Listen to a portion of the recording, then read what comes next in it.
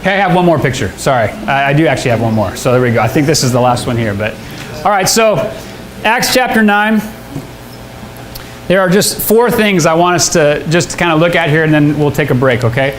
4 things that I think Paul caught in this one encounter that are going to be part of his message. They're going to be part of his letters for just, all the 13 that we're going to be looking at this week, okay?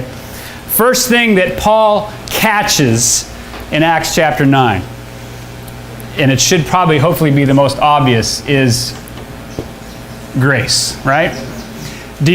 When you look at who Paul was before he got saved, when you look at this guy that was a blasphemer, a persecutor, an arrogant opponent, and then all of a sudden Jesus appears to him out of nowhere, you start to understand why grace becomes such an important part of Paul's message, right?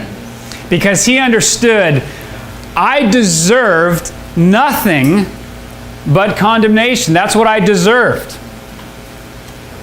And yet Jesus just graciously appeared to me on the road out of nowhere. I don't think Paul was, going down towards Damascus going, man, there's something missing in my life. I have this God-shaped vacuum. What is it that I need? I don't think Paul had that. Paul actually was doing quite well, he thought. He was going where he thought he needed to be going. He was not seeking, and God just breaks into his life, right?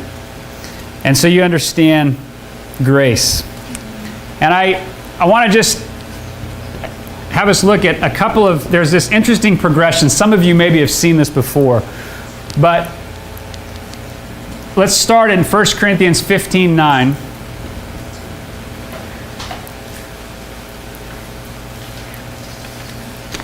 And how about just someone in a loud voice, if you could read that for all of us, okay? 1 Corinthians 15:9.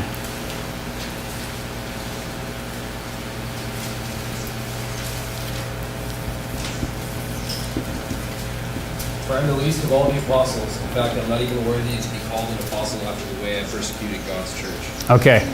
So he says, I'm the least of all the apostles, not even worthy to be called an apostle, because I persecuted the church of God. That here, even as Paul is writing this, right? This is probably around 56 or so AD, right? This is towards the end of Paul's life. He still remembers. It's like, man, I'm not even worthy to be called an apostle because I persecuted the church of God, right?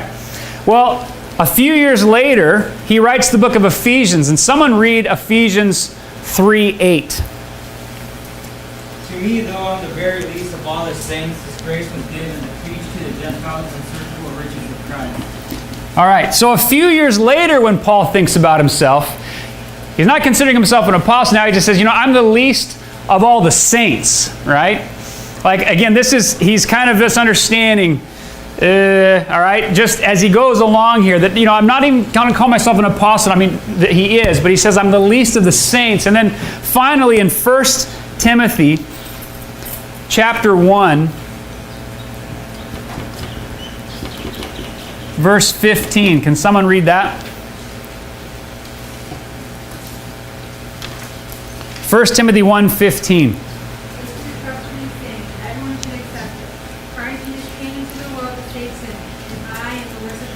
Okay, so here, now in 1 Timothy, so this is now again probably another 4 or 5 years later when Paul's going to be writing this, and he says that I am the worst of sinners.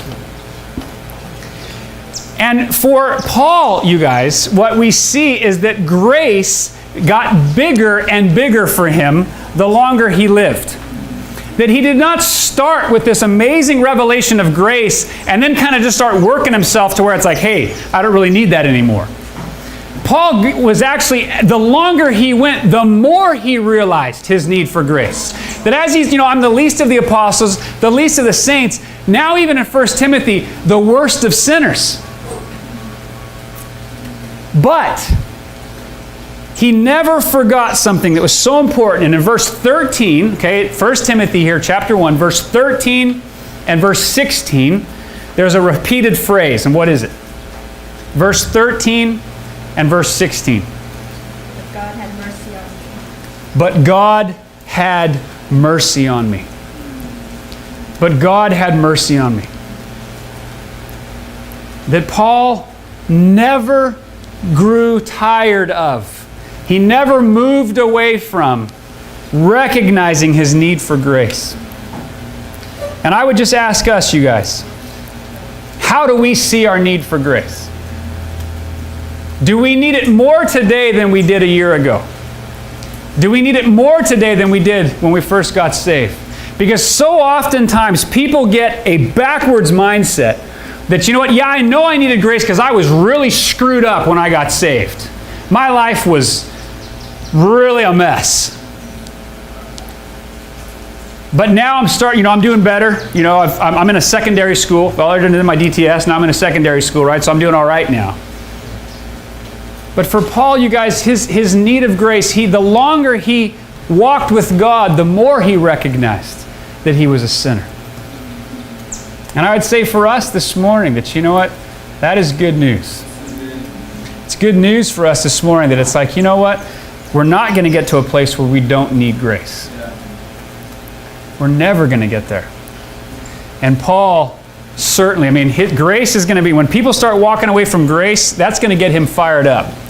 When we look at the book of Galatians here a little bit, you start walking away from grace, that gets Paul fired up. Because he understood it's got to be that, right? Yeah. Wow. All right, second thing, real quick, you guys. I think something else that came to Paul and that became just a huge part of Paul's mission and his life message was the body of Christ. And back in Acts chapter 9, what are the first words that Paul hears from Jesus?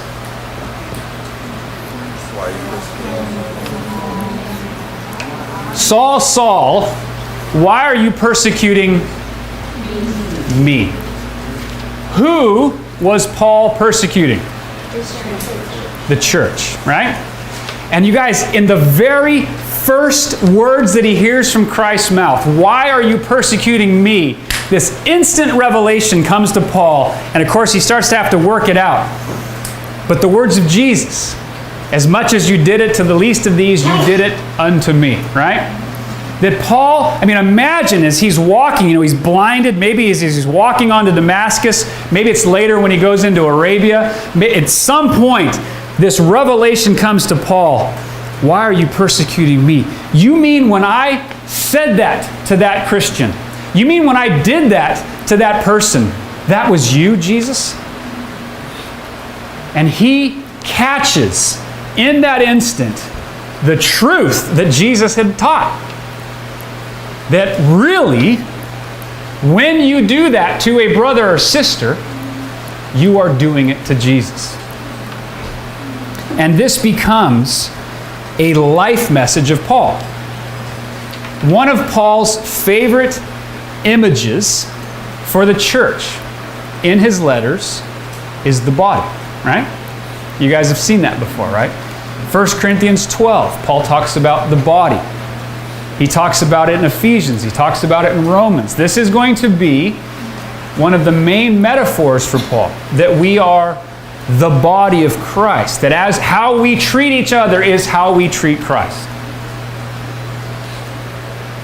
And in Paul's letters, this phrase, one another, be kind to one another, forgiving one another, right? This one another appears about 40 times. One another, it appears about 40 times in Paul's letters. And again, just for something to think about, right? Imagine if we really took this seriously. I think things would be different, wouldn't they? If we really had that revelation that Paul got there in Acts chapter 9, that, you know what, when I am saying this to that brother or sister, I'm saying it to Jesus. It would affect the way we correct people. It would certainly affect the way we speak about people. It would affect a lot if we would catch that same revelation that Paul had. Again, I just think about Paul going, Jesus, what you're saying is when I did that to that person, I was doing that to you. That for his life, for the rest of his life, it changes the way he deals with believers. Third thing is that Paul understood that his life had purpose. Something else that he catches when he gets saved. And again, I know I'm having you guys read a lot of scriptures, but this is a DBS, so that should be okay. All right, just real quickly read these scriptures together at your table, okay? Chapter 9, verse 15, chapter 22, verse 14, and chapter 26, verse 16. So just read those three scriptures at your table.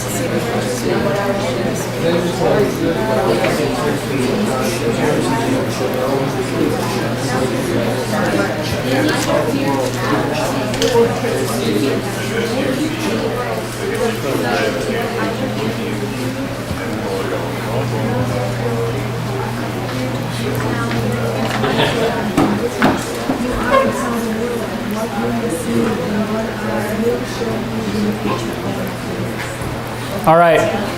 In these three places, in chapter 9, 22, and 26, everywhere, Paul was told, okay, he realized, he caught that, you know what?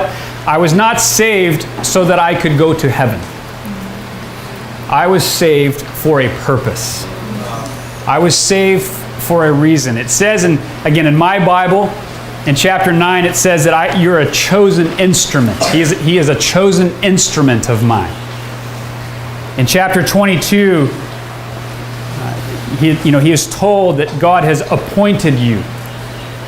And in chapter 26, it says that the Lord appeared to you for this purpose.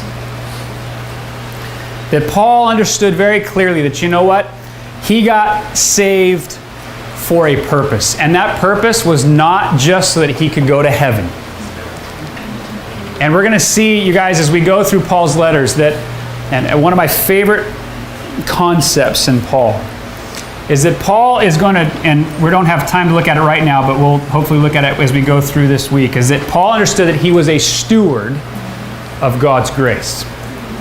When Paul thought about grace in Ephesians chapter 3, in 1 Corinthians chapter 4, and Colossians chapter 1, I just said that quickly. I'll try and say that again. Let me slow down. Okay. In Ephesians chapter 3, in Colossians chapter 1, in 1 Corinthians chapter 4, in 1 Corinthians chapter 9, Paul, when he thinks about the gospel, he says, I was a steward of God's grace. I was chosen for a purpose. And again, for us, what is true for Paul is also true for us. That you were saved for a purpose. So look at the person next to you, smile at them, and say, you were saved for a purpose. Mustache, Chris. So are you. You got that swag right now, empty swag. You should start saying groovy, dude. You guys,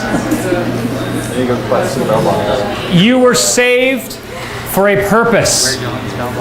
Ephesians chapter 2, verse 10 says this, for we are his workmanship, created in Christ Jesus for good works, which God prepared beforehand that we should walk in them. You are God's workmanship. That word there in Ephesians chapter 2, verse 10, we are his workmanship. That's actually the word poem. You're his poem. For we are his workmanship. We're his poema. We are his workmanship, created in Christ Jesus for good works, which God prepared beforehand that we should walk in them. You were saved with a purpose. Paul understood from the beginning of his conversion, I was not saved just to go to heaven. I'm a steward. Something was given to me for the sake of others. And it's the same for you guys sitting in here. You were saved for a purpose. I'd like to just go to every single one of you, grab you by the shoulders, look you in the eyes and say, you were saved for a purpose. I'd like to just tell every one of you that. Because Paul catches that at the very beginning and it changes the way he lives. One guy said this, I don't know who it was, but he said the two most important days in a person's life. Now they're not a Christian, so we'd probably say three, but anyways, the two most important days in a person's life. Anyone ever heard this before? The two most important days in a person's life. The day they were born and the day they understood why. Right? The two most important days in a person's life. Now, we'd probably add the day you got saved. We'd probably put that one in there as Christians, right? Okay, but two most important days in a person's life. The day you were born and the day you understood why. And we would probably say the day we got saved and the day we understood why. That you were not saved just to go to heaven. You were saved for a purpose. So, last thing, and then we'll take a break. My bad. All right. Last thing, real quick.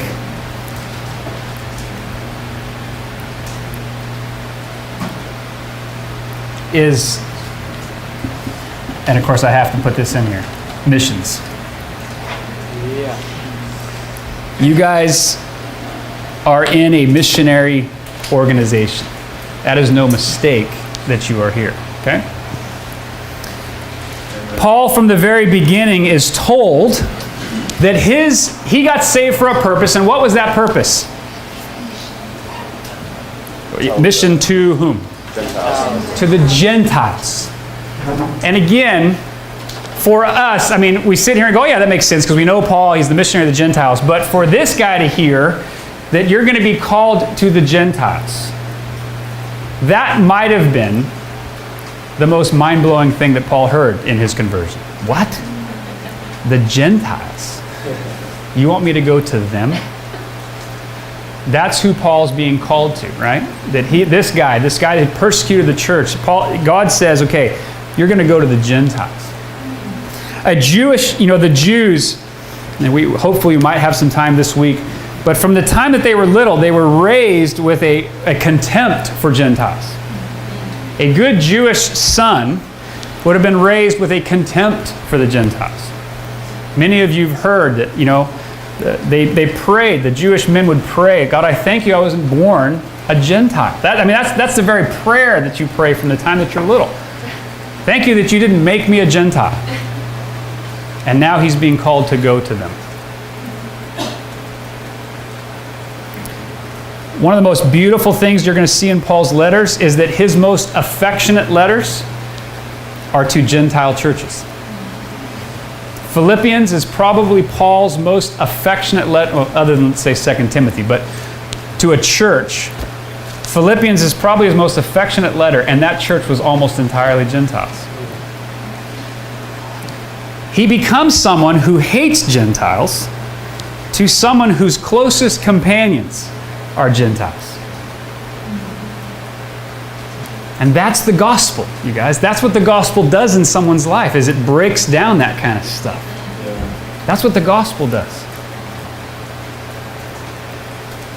And the last thing I'll say, and then we're going to take a break right now, okay? Really, right now. We're going to take a break. The last thing I'm going to say is this. When Paul heard the Gentiles, what he heard was the whole world. Because basically, you're going to go to the Gentiles. Paul, the scope of his mission was, okay, I guess that means the whole world. And his life is just going to bear that out. Paul is just going to be constantly trying to go farther and farther out.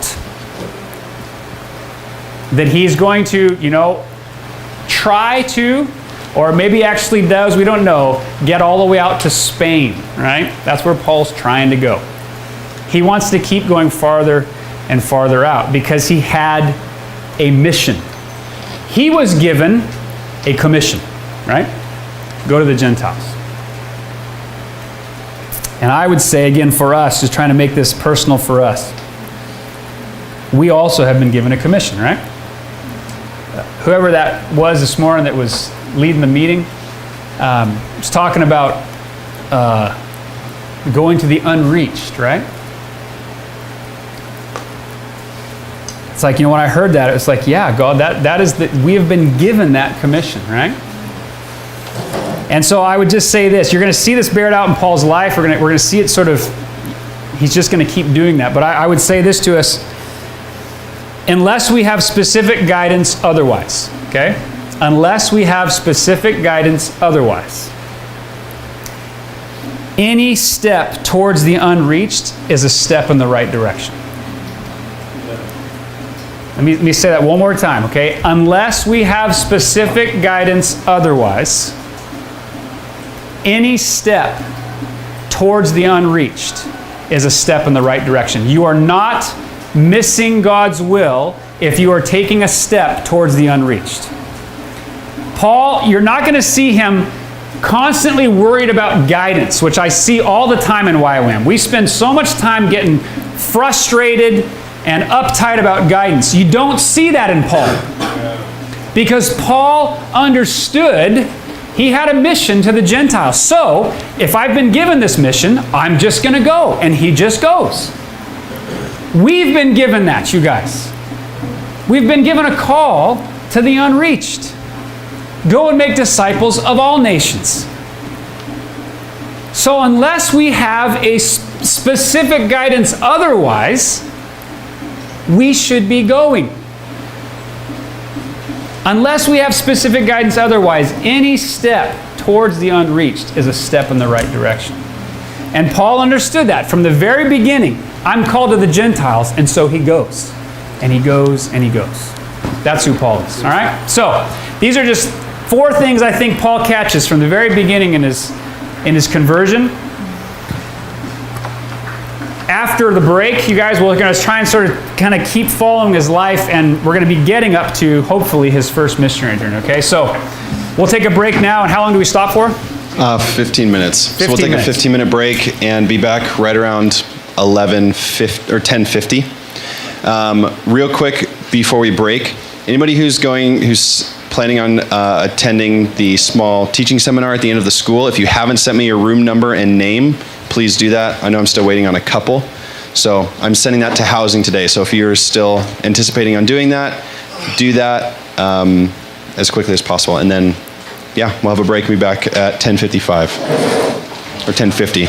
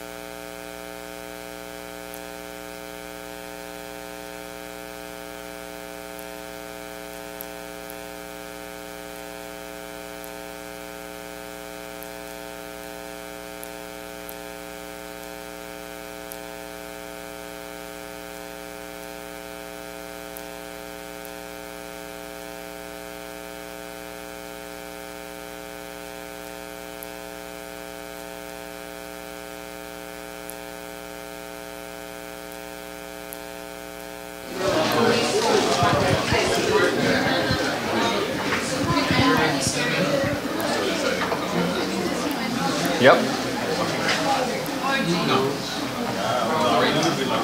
just realized when I saw you out there, I didn't realize it was breakfast. I didn't have it at breakfast. Really? Yeah, I should have had breakfast. Oh my god. That's probably Yeah, so I was like, well, might as well. If everybody already thinks I'm like 30. muscle. Look at 30 or 40? No, you So it's like dad status right now. People are going to start asking me where my kids are at.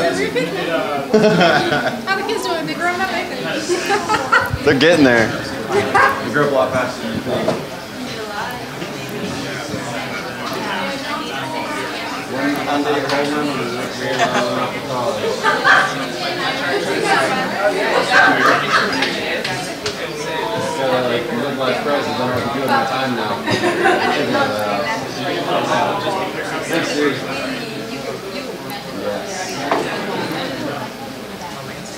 All right, guys, we have 1 minute, so let's head back to our seats. Why don't you go watch Harry Potter and I will. The Christian stuff.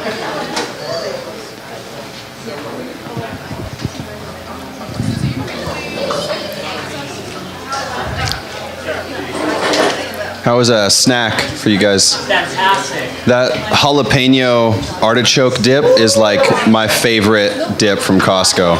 Oh my gosh, this stuff changed my life.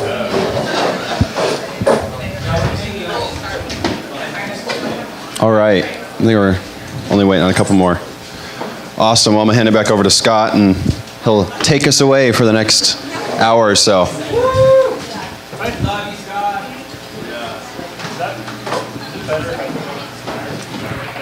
Is the lapel mic up?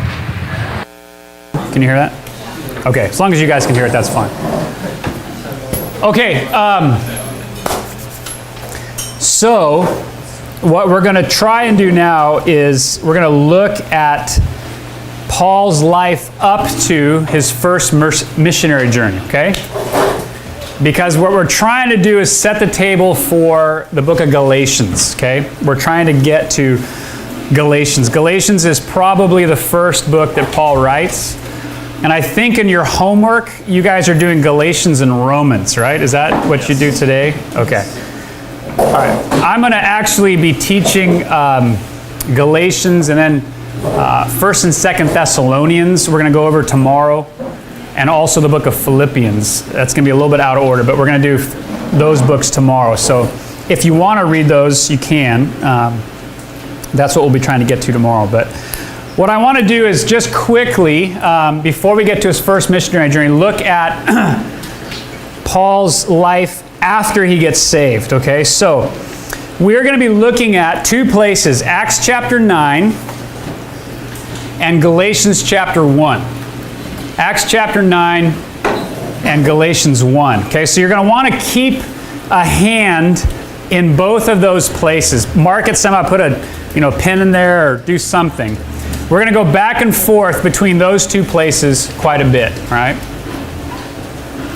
Because when you read Acts chapter 9 and you read Galatians chapter 1, it looks a little bit different. It works, but it looks different, okay? So we're going to try and sort of make those two places work. All right, so Acts chapter 9, after Paul has his encounter, he goes to Damascus, right? And let's start in chapter 9, verse 19. Well, actually, let's do this. How about first, I'll just have you guys read these two passages, okay? 9:19 to 30, and then read Galatians 1, verses 11 to 24, okay? So just so that you're kind of aware of these two passages, read Acts chapter 9, 19 to 30, and Galatians 1, 11 to 24, okay?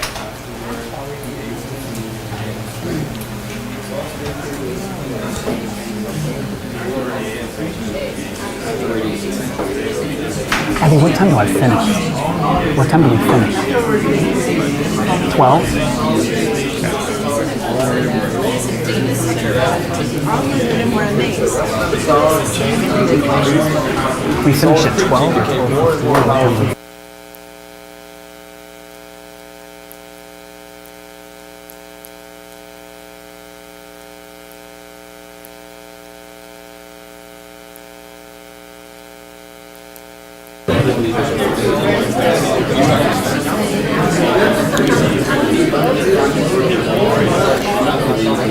Hey, Mark. Sorry, I just drank some water. Okay, good to see you. You too. So tomorrow you're going to be teaching on which books? Philippians and 1st and 2nd Thess. Philippians and 1st and 2nd Thessalonians. Yep. Okay. Oops,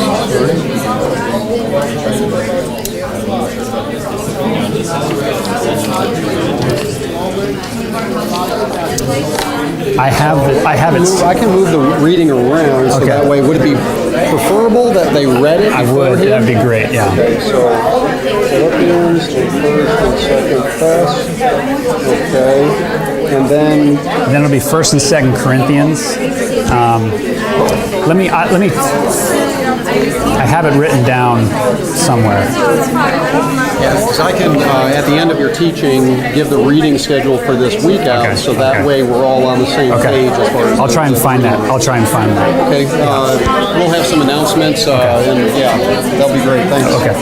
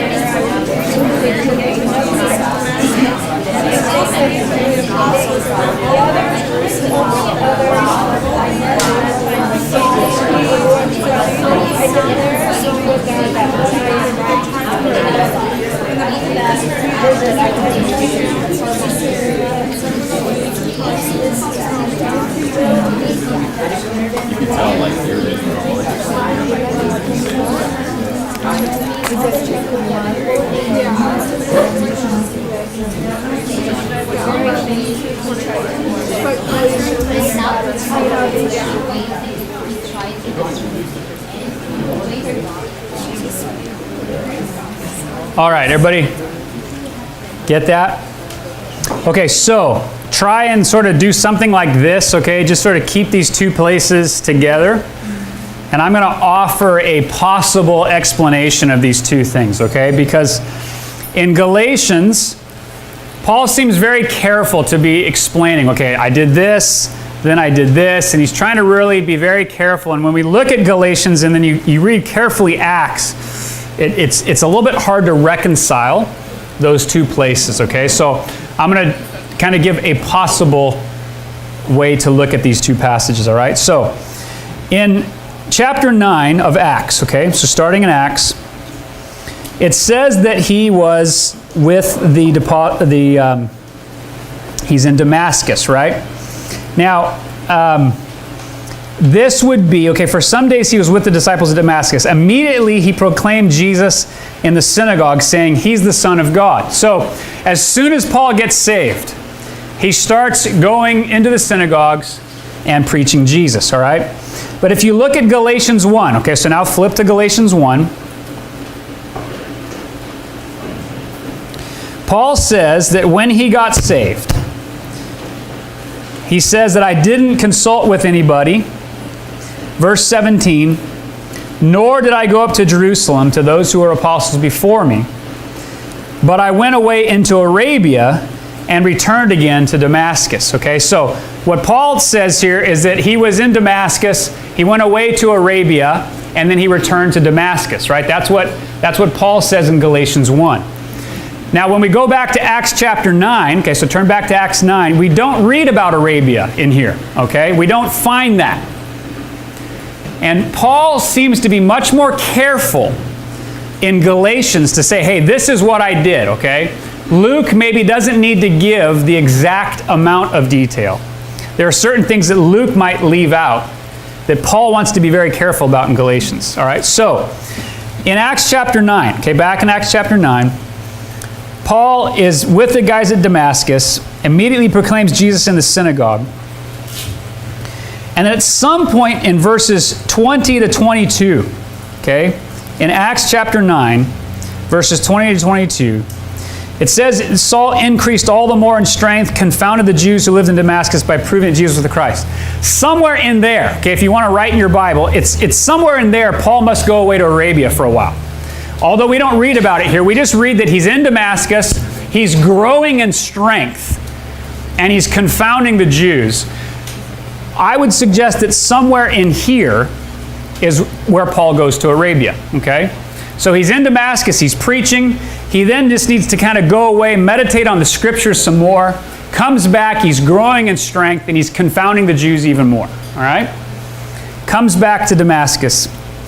Verse 23 of Acts, okay? Acts chapter 9. When many days had passed, the Jews plotted to kill him. But their plot became known to Saul. They were watching the gates day and night in order to kill him, but his disciples took him by night, let him down through an opening in the wall, lowering him in a basket. Now, if you want to hear, okay, you can write down 2 Corinthians chapter 11. Next to verse 25, you can write down 2 Corinthians chapter 11, verse 32, because Paul tells this story in 2 Corinthians. Okay, you don't have to turn there, but just, you can write that down. So he gets saved in Damascus, starts preaching. At some point he goes away to Arabia, comes back to Damascus, and he has to leave. Okay? And it actually says he's lowered down in a basket. And I guess the word that's used here, it sounds like Paul was actually probably lowered in some sort of basket that they used to carry food, or maybe like fish, right? Something like that. So he's probably lowered in this thing out of the wall. And what I just think is very interesting to think about is think about 3 years earlier when Paul walks into Damascus. How is he on his way to Damascus? He's got a letter from the high priest. He is advancing in Judaism beyond many of his own contemporaries. He has everything going for him walking into Damascus, right? Well, in just a span of 3 short years, how is he now leaving Damascus? Lowered in a fish basket or some sort of food basket out of a wall, right? And this is Paul again going to be starting to sort of realize what it means that to suffer the loss of all things. In Acts chapter 9, Jesus said, I will show him how much he must suffer for my name's sake, right? A lot changed in a few years for Paul. So then it says, okay, in Acts chapter 9, verse 26, when he had come to Jerusalem. Okay, Acts chapter 9, verse 26. When he had come to Jerusalem, he attempted to join the disciples. Now go back to Galatians chapter 1, okay? Galatians chapter 1, I would suggest that this is what this is talking about. Chapter 1, verse 18. Then after 3 years, I went up to Jerusalem to visit Cephas and remained with him 15 days. But I saw none of the other apostles except James, the Lord's brother. In what I am writing to you before God, I do not lie. So again, Paul is very careful in Galatians. Hey, this is exactly what happened, okay? So when he gets to Jerusalem, he only gets to see Peter and James. All right, now go back to Acts chapter 9.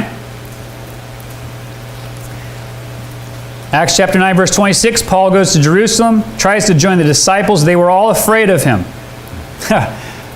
Guess why? Right? I mean, that makes sense. When we look at who Paul was, it says they were all afraid of him. Well, of course they were afraid of him.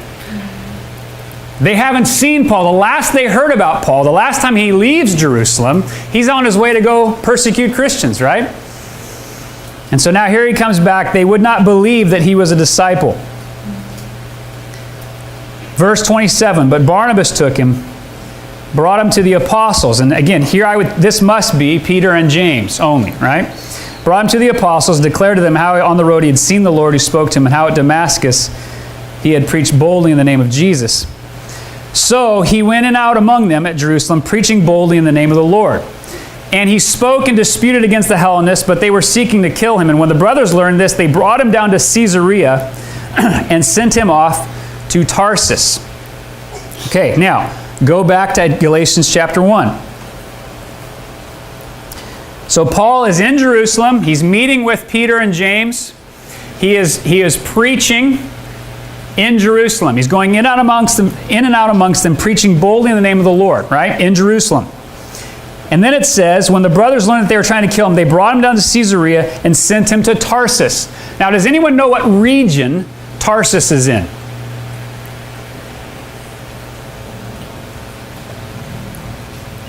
Opposite of Nineveh. Yes, the other direction, right? It's in this region called Cilicia, okay? So now go back to chapter 1 of Galatians. He says, I saw none of the other apostles except James, the Lord's brother. Verse 21, then I went into the regions of Syria and Cilicia. Okay, so notice it says in verse 30 of Acts, he says they brought him down to Caesarea, sent him off to Tarsus. And Paul says here, after he was with Peter and James, he says, then I went into the regions of Syria and Cilicia. So Paul basically gets sent back to his hometown. They send Paul back to his hometown. That's what the disciples do in Acts chapter 9. And then it says in Galatians 1, I went into the regions of Syria and Cilicia. I was still unknown in person to the churches of Judea. Because remember, he had only been in Jerusalem, right? Before there was a plot to kill him. Now he gets sent up to Tarsus.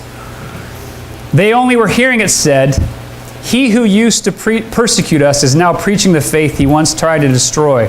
And they glorified God because of me. So he goes to Jerusalem, meets with Peter and James, starts preaching, and they get there's an attack made on him, so then he gets sent to Tarsus, and everyone else is being told by Peter and James and some of these guys, hey, Paul is legit. The guy that used to be persecuting us is now preaching, and they're glorifying God because of that. But then Paul goes to Tarsus, okay? And the reason I point this out is because then Paul is going to be in Tarsus, or at least in that area, for about the next 10 years.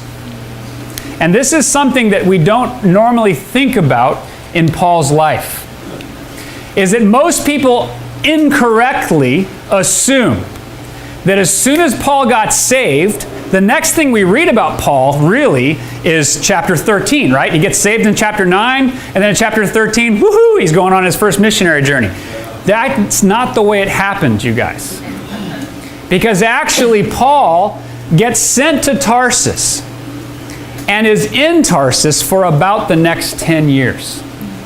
And these are what, some Bible people call the hidden years of Paul's life. We don't really read about this time. Luke takes us back to Peter. And in chapter 10, we get the Cornelius thing, we get all of that. But Luke doesn't kind of tell us much about these years of Paul's life. But this is Paul. He's probably now in his late 30s, early 40s, okay? He's in his late 30s, early 40s, which are prime years of your life. Let me just tell you, your early 40s, just primo. Okay, I just want you to know that. These are just great years of your life, right? So, I don't know how many of you guys are there yet, but trust me, when you get there, it's awesome. All right. So, again, these are kind of like Paul's, these should be his productive years, right?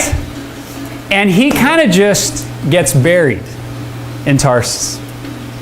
And I think it's important for us to see that when you look at Paul's life, if this is kind of his life here, okay?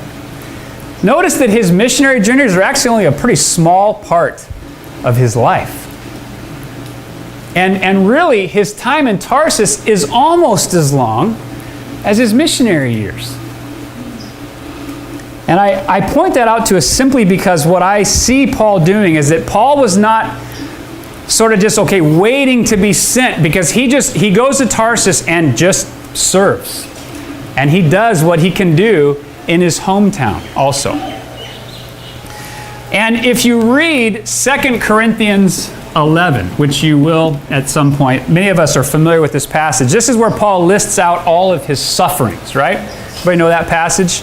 So where he talks about how he got, he was stoned, he was shipwrecked, he was all that. A lot of 2 Corinthians 11 probably happens during this time here. Because we don't read about the stuff in 2 Corinthians 11 in Acts, right? Luke doesn't record that stuff. And so there's a good chance that most of 2 Corinthians 11 happens here. Paul is in Tarsus or around Tarsus. He's preaching the gospel. And during this time, he is probably, let's look at 2 Corinthians 11 real quick. Let's turn there.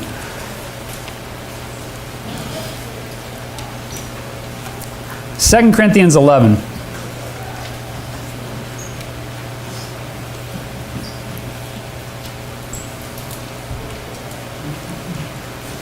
And how about just with the person next to you, read verses 23 to 27. 23, 2 Corinthians 11, 23 to 27.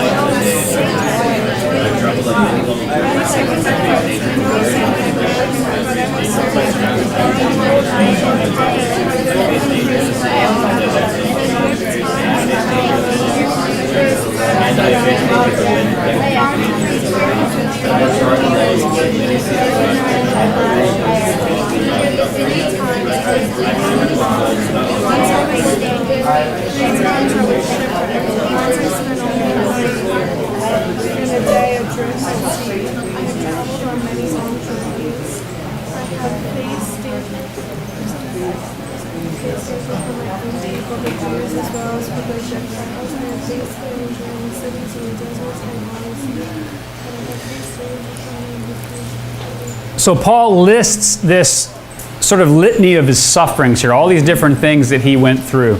And many of these things, 3 times I was shipwrecked. We don't read that in Acts. We don't have that recorded for us. Where he says that, 5 times I received at the hands of the Jews the 40 lashes less 1. We don't see all of those times. And so a lot of this, much of this probably happened during this time period, okay? The 5 or 40 lashes less 1 is what they call synagogue discipline. And so again, as I've read different kind of books and commentaries, this probably happened in the synagogue at Tarsus, right? This would have been Paul going, he's at his hometown, and they're continually disciplining him, trying to get him to recant. He's the very same thing he was doing. Beating people, doing that kind of stuff, trying to get them to recant, probably is what was happening to Paul in Tarsus. 5 times he says, I received at the Jews the 40 lashes less 1. He says he's been beaten, right? 3 times I was beaten with rods. Once I was stoned. Much of this probably happened here, and it was during this time that Paul probably eventually maybe gets expelled from the synagogue. Much of the stuff that we talked about earlier with his family, they probably finally were convinced he's not going to recant during this time. But what I want to see, all I want us to catch, is that before Paul ever gets sent in Acts chapter 13, he was faithful at home. That's all I want you guys to catch from this. Is that please, you guys, do not fool yourselves in thinking that somehow we're going to do something great for God out there if we're not doing it here. Don't do that. That is a misconception, and it's not the way God